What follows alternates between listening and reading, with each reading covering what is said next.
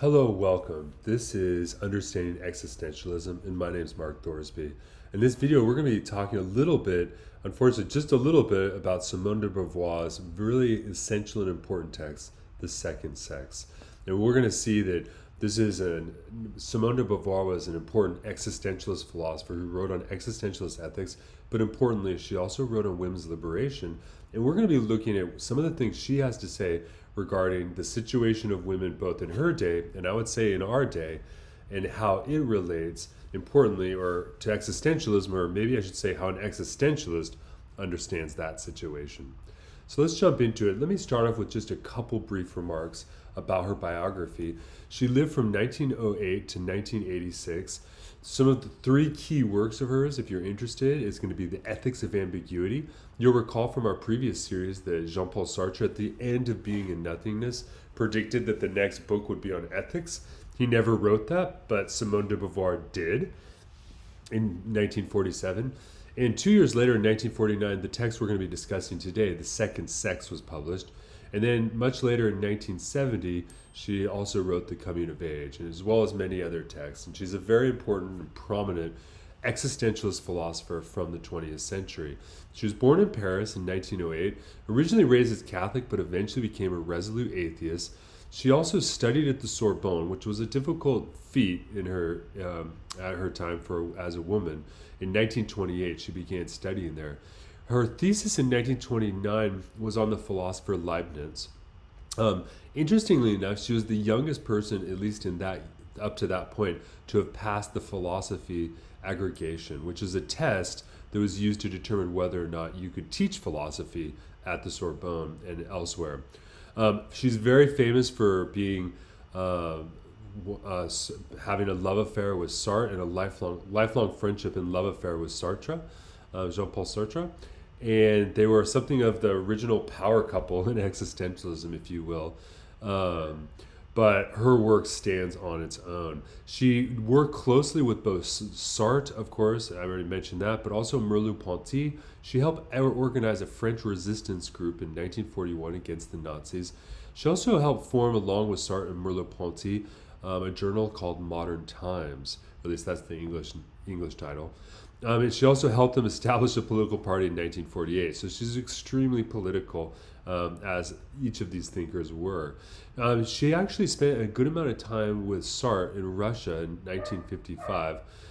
And she was also the founder and president of France's League of Women's Rights, which she founded in 1974. She was awarded the Jerusalem Prize in 1975. And then she died 6 years after Sartre, but ended up being buried in the same grave as him in 1986. So those two thinkers really are, as it were, closely related, both in their philosophy, but also privately and personally and politically. Yeah, I would put it this way. If we're looking at Sartre's philosophy of being and nothingness, her work in The Ethics of Ambiguity and The Second Sex is essentially the next chapter.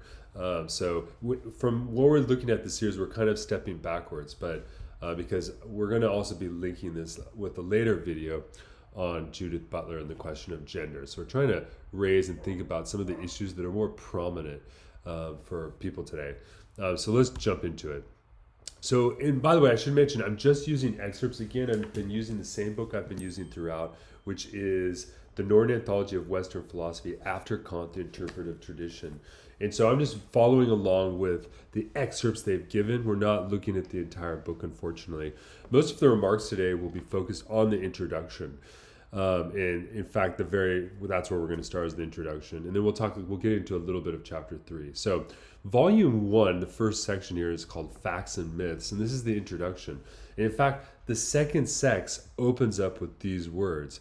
She writes, "I hesitated a long time before writing a book on women. The subject is irritating, especially for women, and it's not new." And what is a woman is the principal question she begins with. And I would say in many ways the introduction is a way of kind of slowly working through back and forth in terms of what it means to be a woman, and how we should understand that. Now, it's helpful to think in terms of the existentialist background that she's bringing to bear here. and think here about existentialism being the idea that existence precedes essence. So how a woman lives or exists is fundamental for the existentialist in terms of what the essence of a woman is. So to be clear, from the very beginning, what she's not going to be doing is trying to find some perfect ideal formula for what a woman is. It can't be that way as an existentialist. But let's see where she takes us. She writes, speaking of certain women, the experts proclaim they are not women, even though they have a uterus like the others. And she's referring here to the way in which some women are called out as not being womanly enough. In fact, she frequently references citations of passages where people have written, where are the women today? We've lost women. Going back to what she writes, everyone agrees that there are females in the human species. Today, as in the past, they make up about half of humanity, and yet we are told that femininity is in jeopardy. We are urged, be women, stay women, become women. So not every female human being is necessarily a woman. She must take part in the mysterious engine, gendered reality known as femininity. So to be clear, she's starting off here with this notion. People are challenging the idea that women are no longer women, or women are no longer acting the way women ought to. And we still hear this refrain, particularly, I would say, from a social conservative perspective. And so here the question is, what does it mean to be a woman?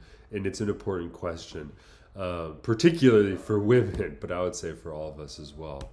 So what is a woman exactly? Well, the description of a woman is vague. She writes, it comes in shimmering terms that are borrowed from a clairvoyant's vocabulary. So the description of women is fairly vague. Now, the biological and social sciences, she writes, no longer believe there are immutably determined entities that define given characteristics like those of the woman. Science considers the characteristics as secondary reactions to a situation. If there's no such thing today's femininity, is because there never was. So does the word woman have any content? So she references here the notion that it appears that science, the characteristics that we give to women, appear to be secondary reactions to situations. And by this, what we mean is when people say that women are more gentle or something like this, or the weaker sex or things like this, we can see here that all of those characteristics are situationally defined. In fact, she even mentions particularly American women. She says American women in particular are inclined to think that woman as such no longer exists. So it's not only a question of what woman is, but perhaps the very defense of being a woman is under threat. Now, de Beauvoir compares this whole situation to familiar philosophical trends, such as the Platonic ideal. Remember, Plato had this notion that we're all participating in reality, and there's some sort of transcendental ideal that we're all participating in, and this would pertain to both men and women, which means that in one philosophical sense, one approach is to say that a woman there's some sort of ideal, and all the individual members of the species are participating in that ideal. She also mentions rationalism, but importantly, she really focuses on nominalism. Nominalism is the nominalism comes from the word in Latin, nomos, which means to name. And nominalism here refers to the idea that things only have existence in their language, in a language, or in their names. And she references a person that she doesn't like, really, who's Dorothy Parker. And she writes, and she's quoting from Dorothy Parker, or there's a quotation from Dorothy Parker, who says, "My idea is that all of us, men as well as women, whoever they are, should be considered as human beings." So there's this notion that one approach is to just get rid of the category of women altogether and just focus on human beings.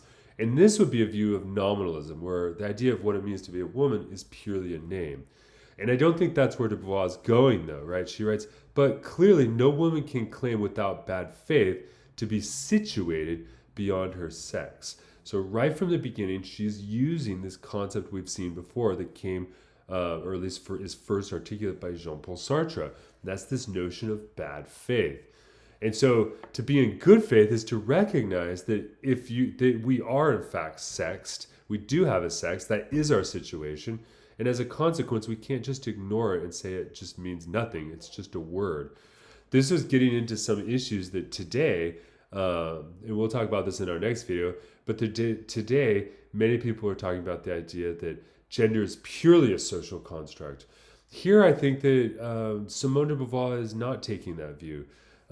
She doesn't want to say that there's a platonic ideal that women have to conform to, but she certainly doesn't want to say that the idea of being a woman is just purely conceptual.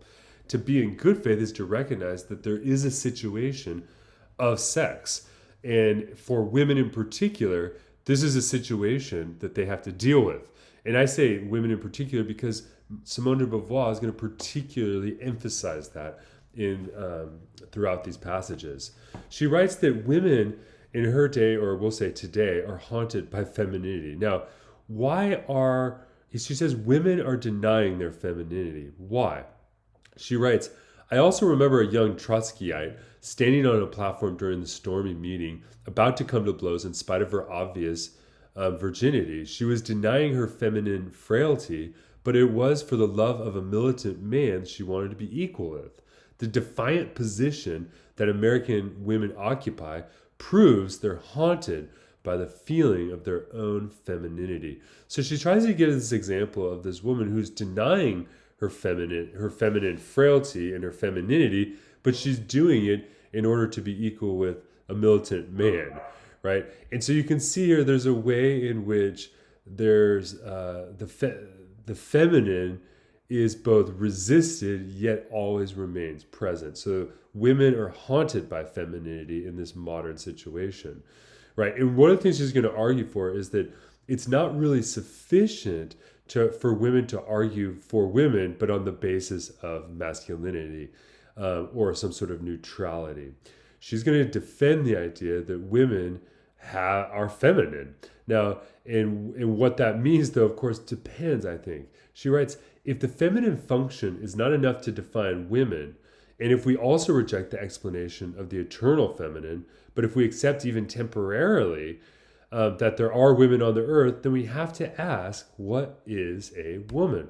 And this is something a question she's going to ask again and again throughout this. Now, she notices, though, that this is a question that is not asked by men, in the sense that men are asking what it means to be man, right? So her argument is it's an important question that needs to be asked for women, but the question of what it means to be a man is not a question that gets asked.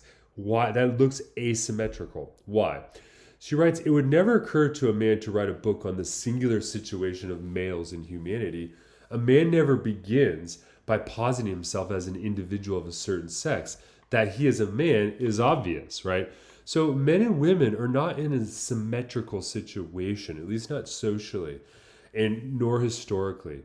Men occupy the positive and the neuter of language, she writes.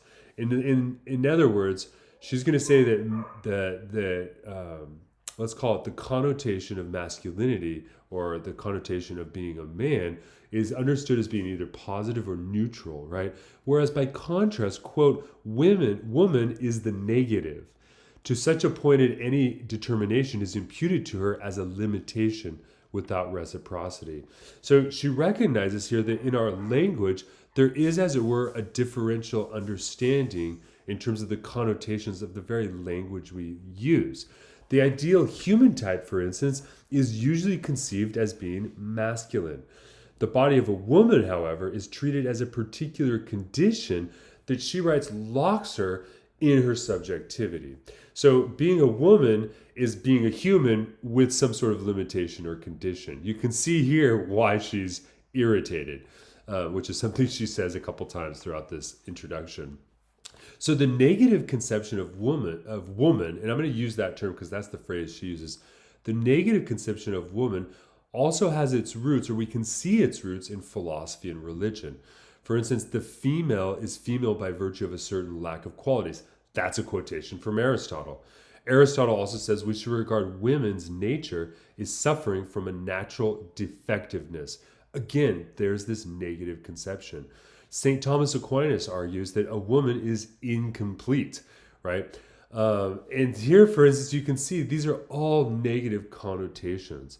So it's not just that Simone de Beauvoir is irritated, but it looks like she has solid reasons to argue that we've been seeing women and woman as negative for a very long time, both in philosophy and religion. And she mentions religion and think about the Genesis narrative. If you read the book of Genesis in the Bible, which is the sacred text is a sacred text for Judaism, Christianity, and Islam, three of the world's great religions, notice that the story tells the story that where does a woman come from? A woman is created out of a man, right? A rib is taken from the man and a woman is created. So notice there's always a way in which a woman is incomplete in the sense that they are not the first creation.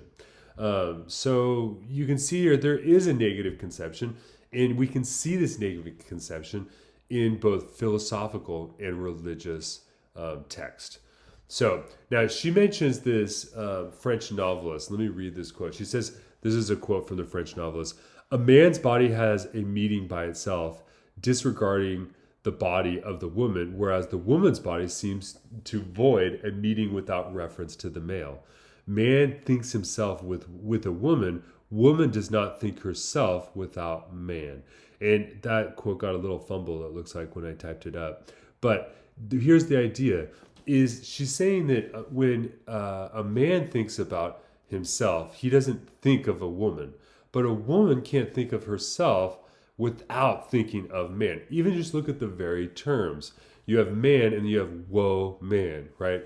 So notice here is that even in the language of the word man in English, there is no reference to the feminine. Whereas in the word woman in English, there is a reference to the masculine. And her argument here is not just that it's in the language, but that it's the women themselves don't think of women femininity or being a woman without reference to man.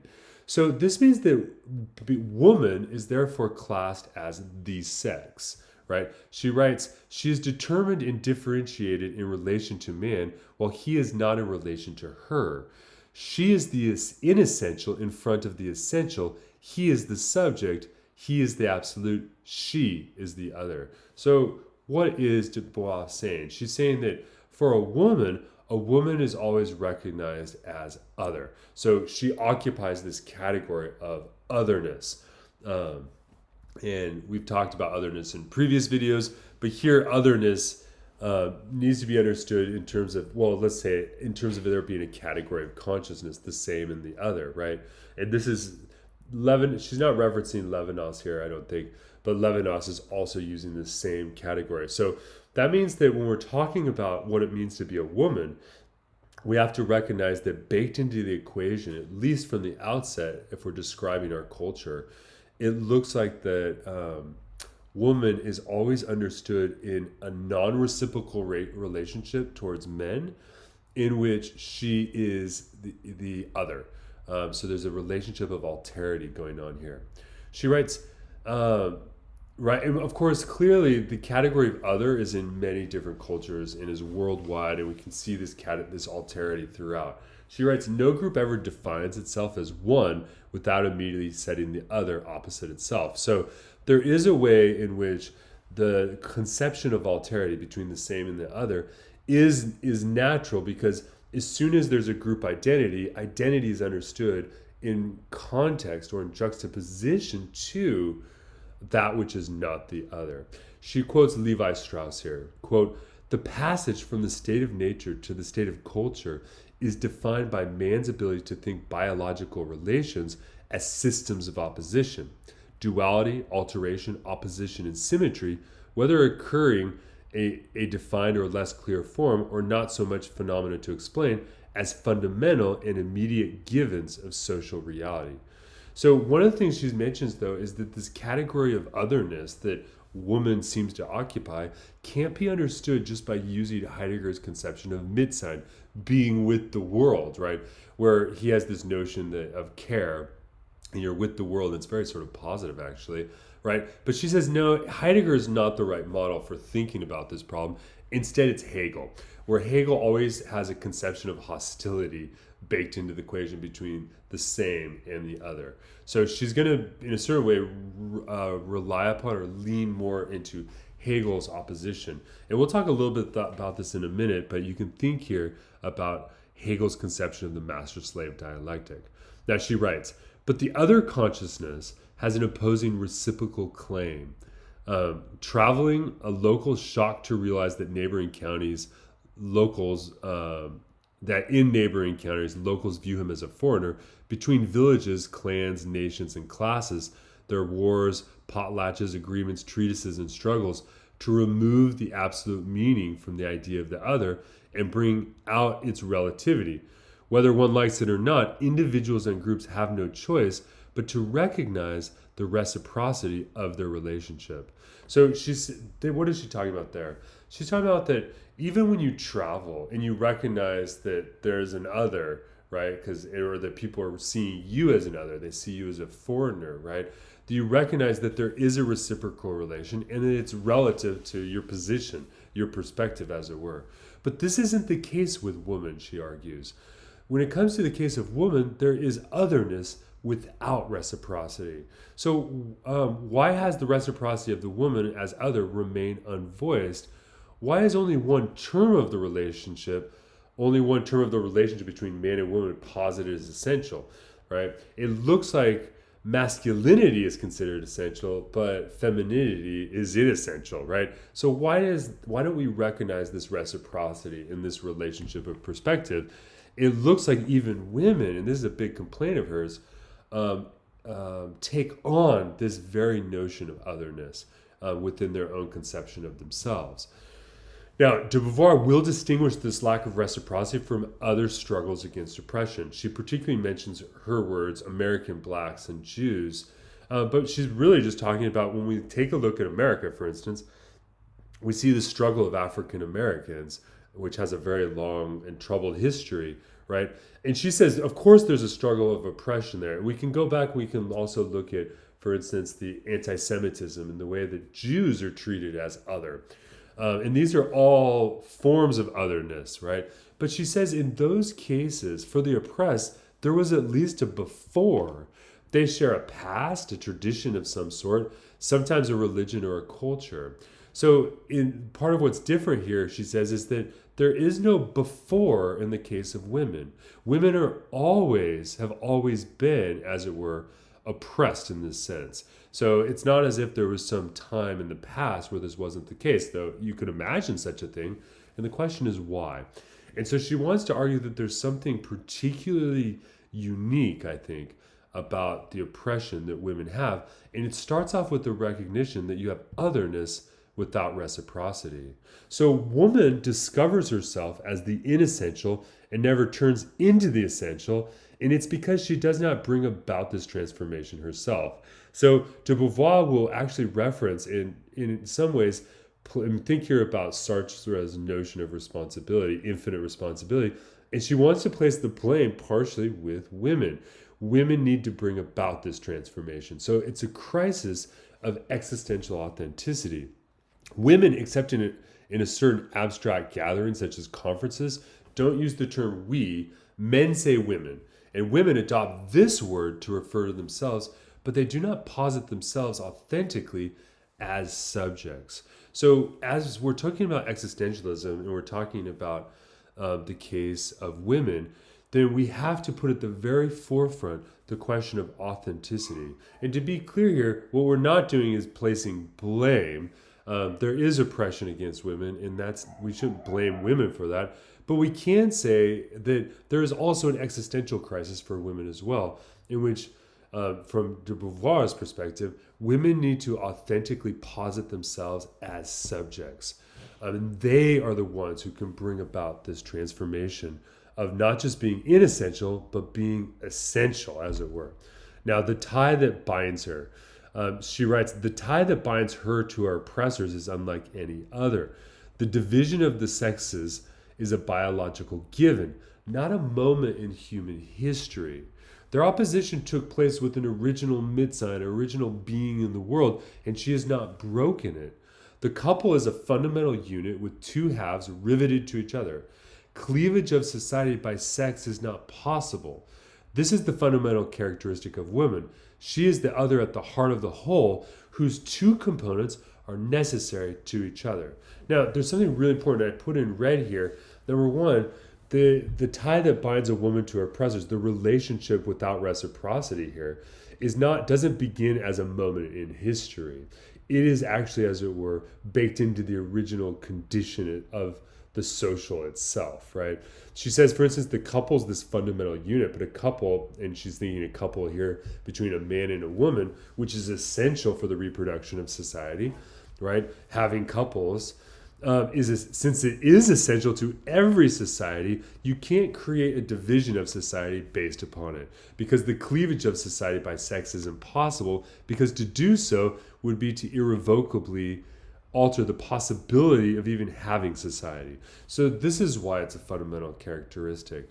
And so she is the other, she is this alterity at the heart of the whole society. So you can see here that de Beauvoir is really emphasizing, let's call it, the primary and original relation that a woman or that woman occupies. So let's go through it. Now, she's going to reference something that comes out of Hegel, though she doesn't quite do it directly in this passage. But consider the master-slave relationship, or what Hegel calls the master-slave dialectic. And this is the question of how are masters and slaves related. And this is a part of Hegel's history, but she's giving just the example of a master and slave here. De Beauvoir writes, master and slave are also linked by a reciprocal economic need that does not free the slaves. That is, in the master-slave relation, the master does not posit the need he has for the other. He holds the power to satisfy this and does not mediate it.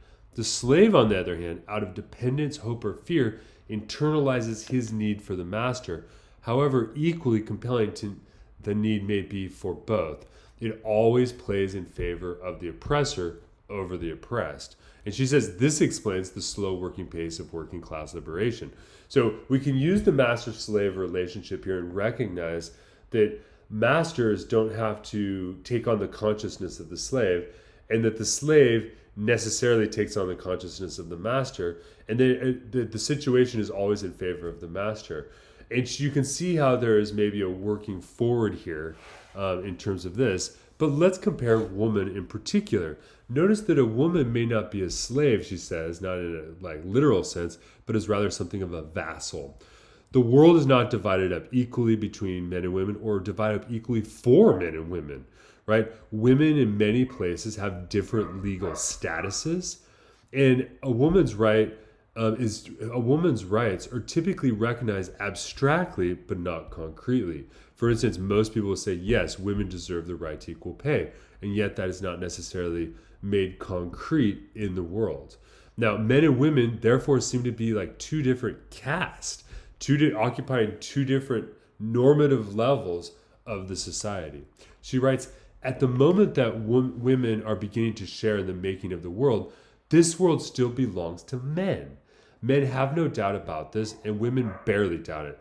Refusing to be the other, refusing complicity with men, would mean renouncing all the advantages an alliance with the superior caste confers on them. So this means that in her view, women, at least let's say not all women, but women in general, right, have a sort of deep complicity in terms of being the other for their men. And that's because of the close relationship here with men, they also get all of the benefits that men may be able to give them. And so basically, why break the molds, as it were? Moving on. Male privilege has been conferred as a universal natural right historically, both within religion and within philosophy. De Beauvoir actually begins with the religious example by citing a Jewish morning prayer in which the male will pray, blessed be the Lord our God and the Lord of all worlds that has not made me a woman. Whereas the woman or the female will pray, blessed be the Lord for creating me according to his will. And we see here a clear differentiation and an example in which women are understood in a negative context, whereas men are understood in either a positive or a neutral context. This goes back to what she argued at the beginning of the introduction. And she writes, religions that are formed by men reflect this domination. So, first off, we see this in the religious context, but we also see it in the philosophical, and she's going to reference specifically both Aristotle and Thomas Aquinas, both who argue in different texts that women are ultimately inferior to men. And what de Beauvoir is going to say here is that to argue that women are naturally inferior is ultimately to cover up what she calls a will to self-justification, but what I'm going to call a will to power, to link in the notion of Nietzsche's will to power here. And I think it's an undercurrent here in terms of explaining where this domination comes from, right? But it's important to recognize here that this privilege, quote unquote, is being conferred based upon a condition of nature philosophically. And Montaigne, who's a 15th century Renaissance philosopher, the inventor of the essay, actually writes, of course, it's much easier to accuse one sex than to accuse the other. And Montaigne even goes further in saying, women are not wrong at all when they reject the rules of life that have been introduced into the world, inasmuch as it is the men who have made these without them. There's a natural plotting and scheming between them and us, writes Montaigne. Now, notice there, Montaigne is a 15th century philosopher. Largely, he's living in a world in which, let's say, male privilege is not even a concept, it's not even being questioned, and he's recognizing this condition. And he's recognizing the way in which the world has been organized by men, and that's the context of privilege here. Now, there is in philosophy a defense of women historically, and it begins roughly in the 18th century philosophy. Though I guess we could argue Montaigne is maybe in that line of thinking. But what de Beauvoir gives the example is she first gives the example of Diderot. If you recall, Diderot is the famous French philosophe who first had the notion of creating the encyclopedia. But Diderot actually tried to prove that a woman, and he argued that a woman is a human being, which seems sort of ludicrous maybe from our perspective, but it does represent a fundamental shift in the thinking philosophically, at least let's say of Western philosophical thinking, towards a defense of women. And of course, a really solid defense of women comes in the work of John Stuart Mill, who ardently defends women. And she doesn't mention it here, and it's interesting, she doesn't talk about it. We've seen de Beauvoir attack the notion of the Platonic ideals here, but it is also notable here that to consider Plato's own defense of women as being equal to men. So anyway, but moving on. She actually doesn't mention Plato, at least not in these passages, but I think it's worth thinking about here. So even in the ancient world, there's some recognition here of the problem of male privilege in its social context. But putting that aside, what de Beauvoir argues is that this is the exception, though, and not the rule. The defense of women is not the full story in Western philosophy. It's, as it were, an exception. Now, history... let's put it this way. One of the problems, though, is that the debate about the equality of women typically turns into a partisan struggle rooted in economics or rooted in some sort of social, let's call it social political grand narrative, to use the concept that we saw Francois Lyotard introduce. So the question of equality gets sort of it disappears when it gets retranslated into a language of economics or partisan struggle.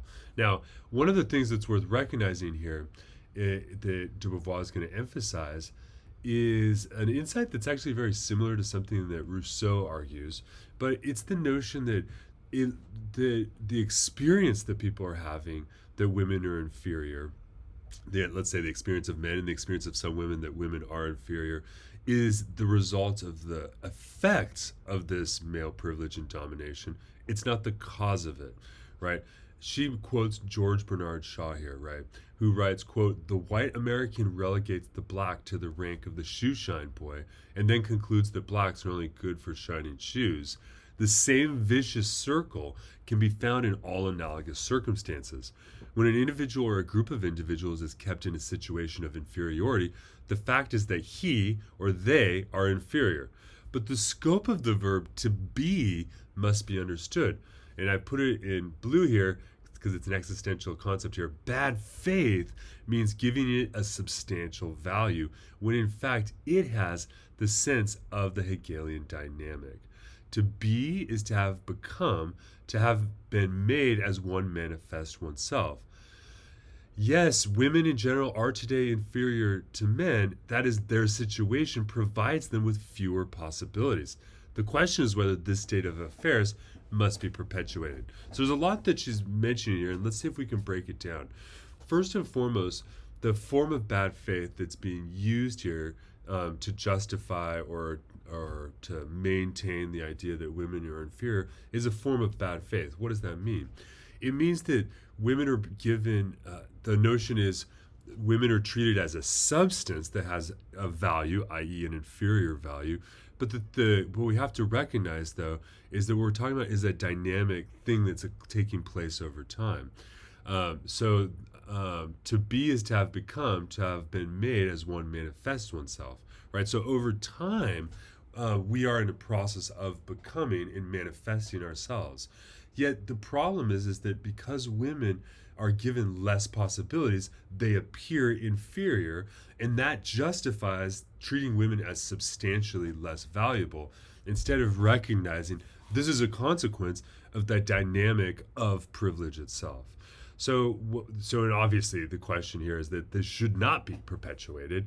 Obviously that's going to be her argument. But I want us to see here that history, if we look back in history and say that women were inferior historically, etc., what we're doing is we're conflating the effect of male privilege with its cause, which I think is a really important thing. Now, but as an existentialist, Simone de Beauvoir thinks that women have to speak, right? So it's not just a matter of changing the rules, but ultimately women need to seize their own agency. She writes, I think certain women are still best suited to elucidate the situation of women. Many women today, fortunate to have had all the privileges of the human being restored to them, can afford the luxury of impartiality. We even feel the necessity of it. Yet we know the feminine world more intimately than men do because our roots are in it. We grasp more immediately what the fact of being female means for a human being, and we can care more about knowing it. Now, there's a couple of things I want to mention here. I think that Simone de Beauvoir is arguing two different things. One, I think she's arguing that women need to speak and they need to seize that agency. They need to, that's sort of, as it were, being an existential good faith, as it were. But the other thing she's also arguing is that women are best suited to tell the story of women. But one thing, but she's not arguing that only women can speak. This would be a inappropriate or a misreading of hers, I think, because she recognizes that we can't say that we can't commit the fallacy, which a fallacy, which is namely that you have to be one to argue one. To argue that women are equal doesn't mean you have to be a woman, right? So she's not saying that. But she does want to emphasize that there's an importance of listening to the feminine voice here. And so women need to speak up because women are living in this condition, not men. But she's not arguing that only women can speak for women. I don't think that's what she's arguing. And she's trying to I think she's trying to balance a fine line there. Now, one of the things here is that when we're talking about, resolving, as it were, the problem between men and women, the question isn't about making everyone happy. It's not about happiness. It's about freedom. So I have two different quotes here I want to refer to. The first she writes is, quote, but it is no doubt impossible to approach any human problems without partiality. So she recognizes from the very outset that whenever we look at any of these problems, we always are looking at it from our own perspective. You can think of Nietzsche's perspectivism here, right? And that means that we are biased and we do have partiality. She goes on, even the way of asking the questions, of adopting perspectives, presupposes hierarchies of interest. All characteristics comprise values. Every so-called objective description is set against an ethical background. So first and foremost, just to begin to ask questions about human problems, asking questions, all of this presupposes, as it were, value commitments that we have. That's what this ethical background is about. And she goes on.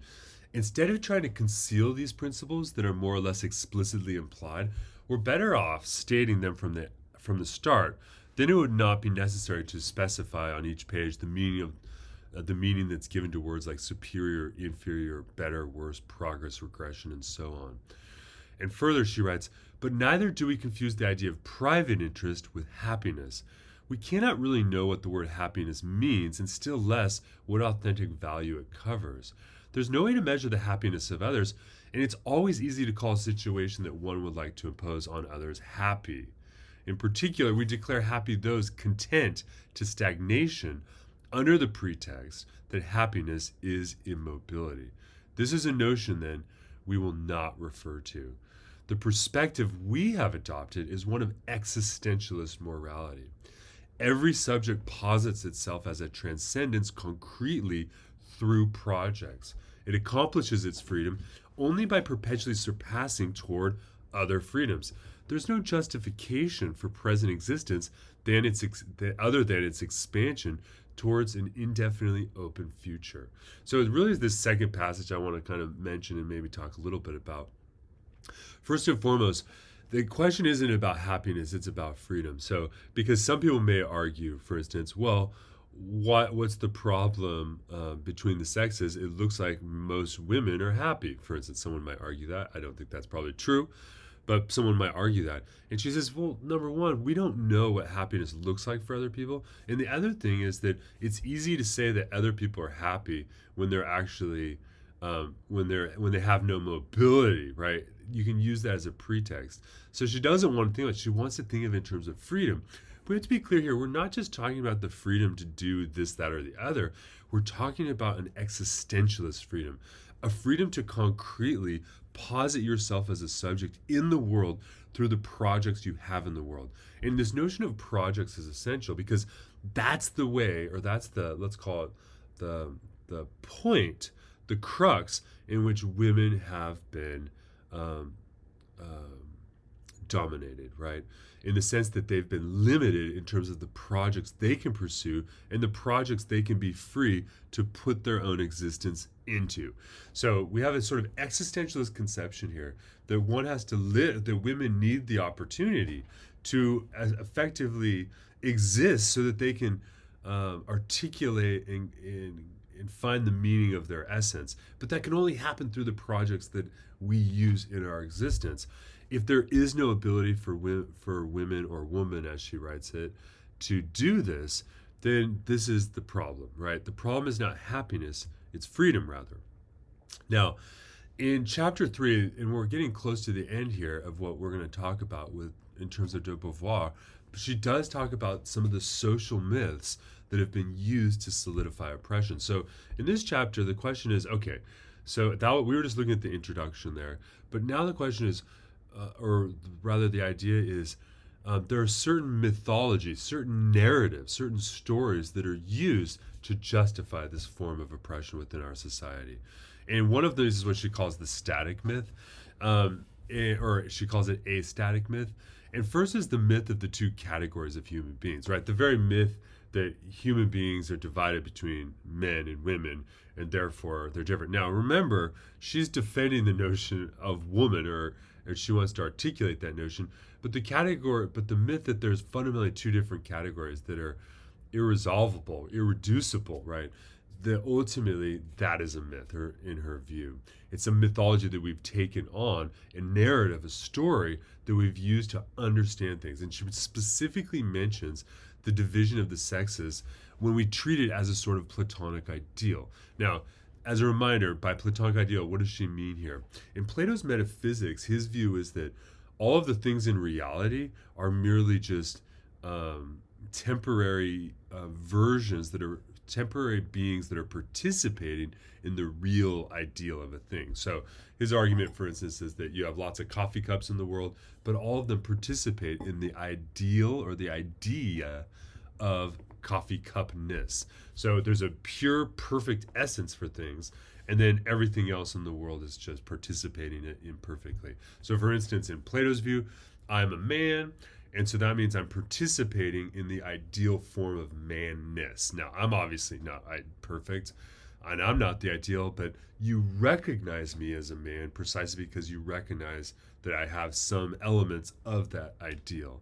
Now, this is a static notion because it means that the notion of man or the notion of woman are ideal in their static. And then our question is to what degree can we get close to those, right? And notice that Platonism is the very opposite of existentialism because Platonism says there's an essence and existence is trying to participate in the essence, whereas existentialism says, no, we have existence and that's what essence is. It comes out of that. So there's a diametrical opposition here between de Beauvoir's, let's call it her epistemological and ethical commitments versus the Platonic ideal. So, but in the Platonic sense, the division of the sexes is treated as something which is essential and that we're just participating in, right? That's the mythology, right? She writes, each of the myths built around woman tries to summarize her as a whole. So there's a way in which these myths have a tendency to take woman and reduce woman down into this Platonic static ideal. Now, what are some of these images of the mythos of woman? One is the saintly mother, right? This notion, this ideal that a woman needs to be something like a saintly mother.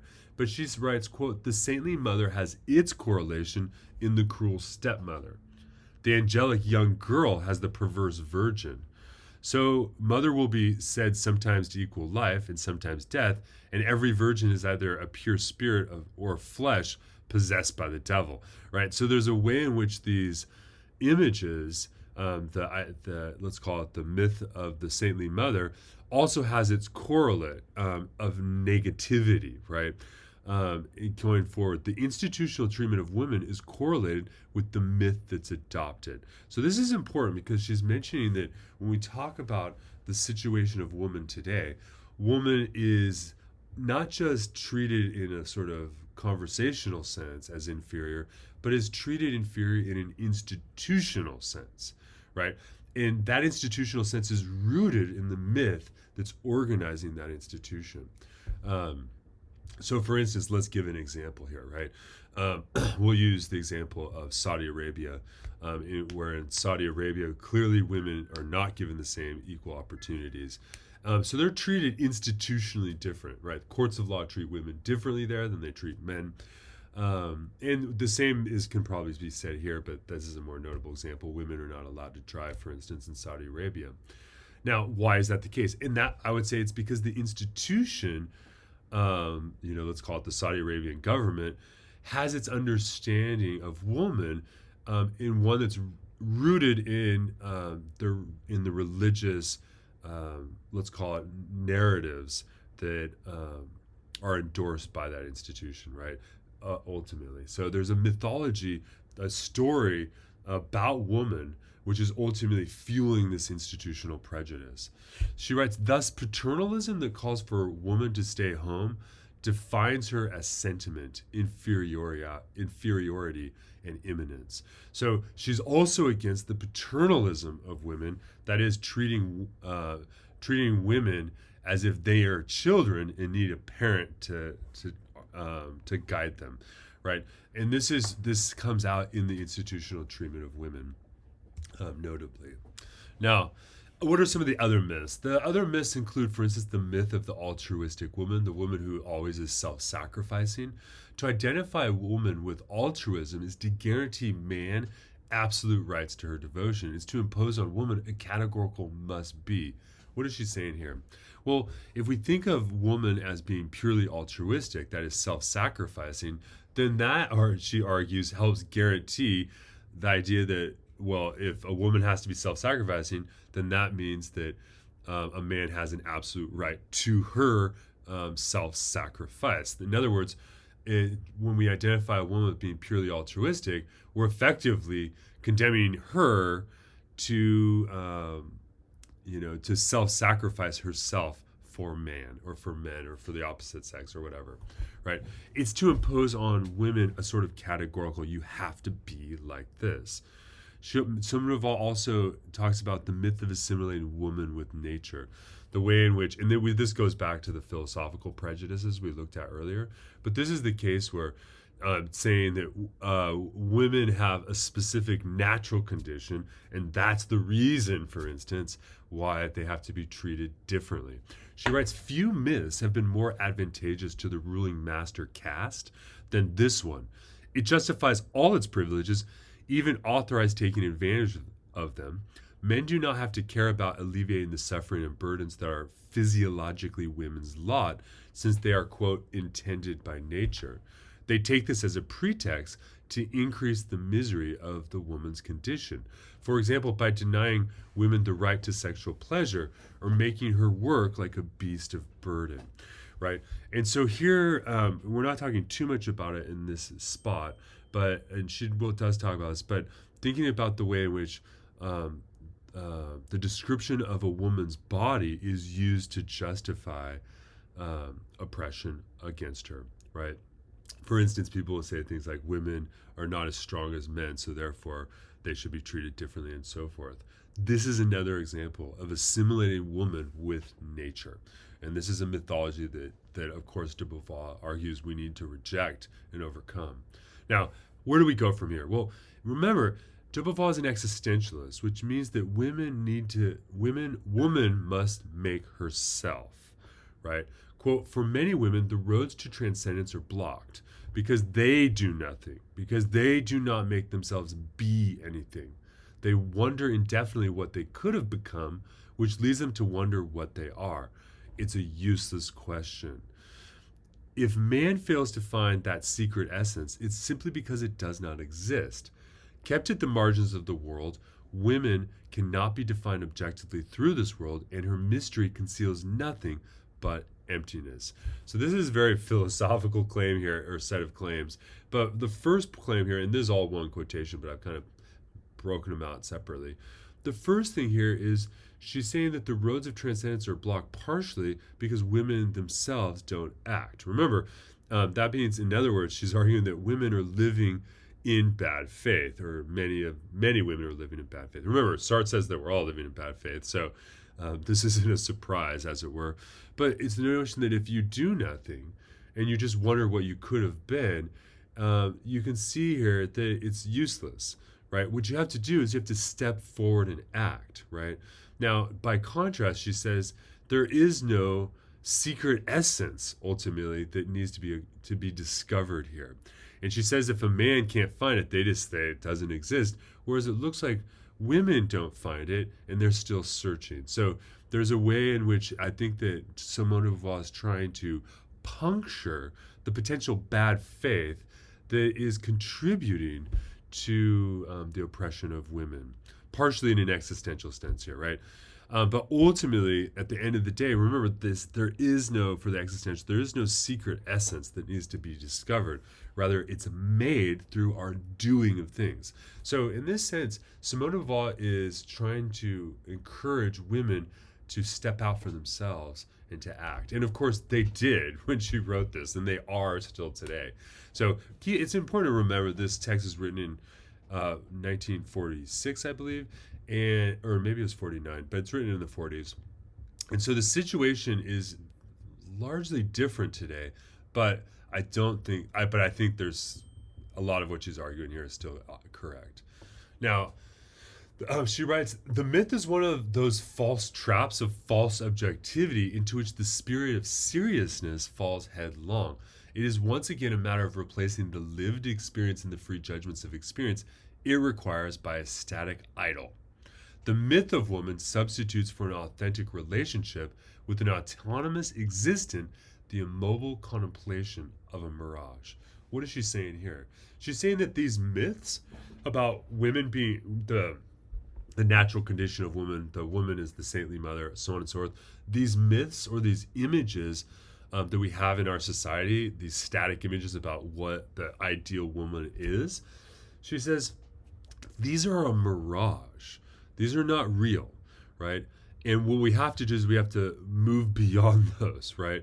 We have to focus on the lived experience in the free judgments of our experience, not by using a static idol or an image of what the ideal woman is, which is all a mirage. So this is all a false trap in her argument. And you can see this language, for instance, in the discussion of feminism today. When people are discussing what it means to be a man or a woman, in both cases, there's a tendency to articulate what de Beauvoir is calling here a static idol or a myth. And this ultimately is a trap that keeps us in bad faith. Now, there's a duplicitous demand, that means, on the woman. A woman is asked to view herself as other.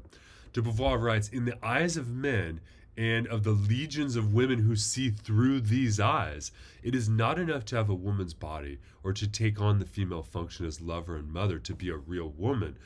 It is possible for the subject to claim autonomy through sexuality or maternity. The real woman is the one who accepts herself as other. The duplicitous attitude of men today creates a painful split for women. They accept for the most part that women be a peer and equal, and yet they continue to oblige her to remain the inessential. For her, these two destinies are not reconcilable. She hesitates between them without being exactly suited to either, and that is the source of her lack of balance. So here, I think de Beauvoir is really kind of touching upon, let's call it the internal paradox of being a woman, or to be of woman today, right? Which is namely, you have both the sense that women are equal, and yet women have to treat themselves as other, or see themselves as other, which means that they're also, as it were, inessential, because if they're other, they're not the same, right? And the same is what is essential, and so forth. So you can see here that what we have is a painful split that has to be overcome. So when we talk about the question of the situation of the sexes, and we talk about feminism, we have to recognize that women today are as it were bounded in a paradoxical spot. On the one hand, there's these images of these mythological images which deny her essence, right, and make her inessential. And yet, on the other hand, there is the discussion that women need to be treated as an equal and as a peer. And these two things are not reconcilable, de Beauvoir's arguing. And ultimately, to overcome this problem, as it were, to liberate woman, this tension has to be overcome. Now, what is certain today, according to Beauvoir, she writes, is that it is very difficult for women to assume both their status of autonomous individual and their feminine destiny. Here is the source of the awkwardness and discomfort that sometimes leads them to be considered a lost sex. And without doubt, it is more comfortable to endure blind bondage than to work for one's liberation. The dead, too, are better suited to the earth than the living. In any case, turning back is no more possible than desirable. What must be hoped is that men will assume without reserve the situation being created. Only then can women experience it without being torn. So at this passage here, we realize that it's not just a question of women living authentically, but men must also begin to live authentically in order to overcome this dilemma, right? In order to overcome this bifurcation of the sexes in terms of a value where men are treated or seen and recognized as being either positive or neutral, whereas women, the lot of women, and woman as a concept is considered negative through all of the mythologies. And so there is a key here, right, is that we can't go backwards. We can't go back to what things were. We don't want to do it. It's not even desirable. But what has to be hoped for is that men can also assume the new situation that's being created. So there's a role here for men to, as it were, be feminist. And I think that's an important thing to recognize, is that men have a responsibility as well to recognize these problems. And I think Simone de Beauvoir here really gives us a great summary of helping us understand the way in which the quest for women's liberation is a quest that continues on. Because even though certainly there's been lots of progress, even since de Beauvoir wrote this, today the mythology of what an ideal woman is still with us, and we still see all of the same things she's talking about widely repeated today within social media and within our society. So I think that Simone de Beauvoir's The Second Sex is still an essential text for us to read, and it's really helpful too to understand how existentialism can relate to such an essential, pivotal, and difficult problem that we have today. Thank you guys very much for watching this video. I hope this was helpful. I apologize midway through. I had to change. You can see I'm in a different thing. I had to finish I had to stop recording and restart. So hopefully it's still consistent and it makes a lot of sense for you. Thank you very much for watching. I'll see you guys online. Bye.